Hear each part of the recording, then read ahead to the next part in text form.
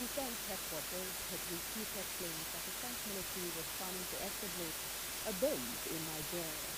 This is coming after a human rights activist, Madi Shehu, in a video accompanied post claimed that some French military operatives had arrived in Borno State as part of the process to set up its base.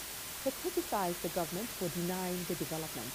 Meanwhile, the Director of Defense Media Operations, Major General Edward Buba, while reacting in a statement, dismissed the claim as fake and mischievous, urging the public to disregard such claims and speculations that are still circulating in some quarters.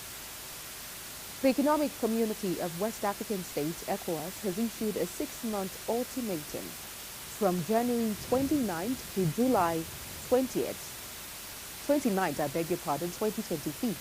to Burkina Faso, Mali, and Niger to reconsider the decision to exit the regional bloc. This was contained in a statement by the Special Advisor to the President on Information and Strategy, Bayo Ononuga. According to the statement, President of the ECOWAS Commission, Dr. Omar Toure, announced the 6-month grace in Abuja after the 66th ordinary session of the Authority of ECOWAS Heads of State and Government. The development follows the elapse of the 1-year statutory period since the three countries first sealed their decision to withdraw. In business, stakeholders in the housing sector have called for reforms like property tax to address the growing issue of unoccupied houses and tax relief to encourage developers to build more houses. The stakeholders made their decision known at the 6th edition of the African Housing Awards organized by the Housing Development Advocacy Network in Abuja. They say the reforms will aid in tackling the nation's housing deficit. The convener of the award, Festus Adebayo, says the property tax could encourage property owners to either sell or rent out their vacant properties, thereby reducing the number of unused houses.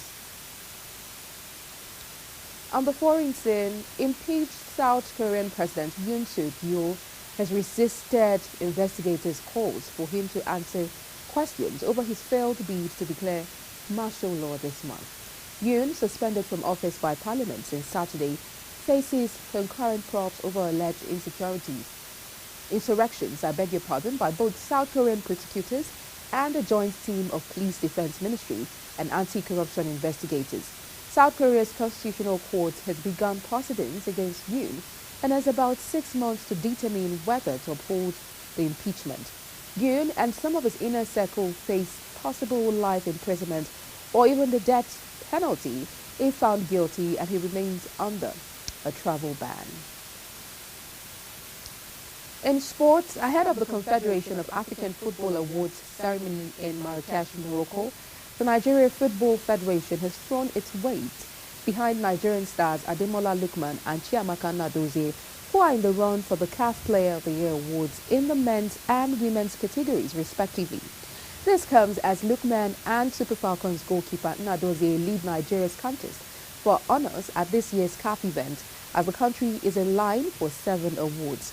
The men's category is locked in a tight race between Lookman and 4 other contenders for the Men's Player of the Year award, including Ivory Coast Simon Adingra, Paris Saint-Germain's Achraf Hakimi, Guinea striker Sehol Gurasi, and South African goalkeeper Rowan Williams.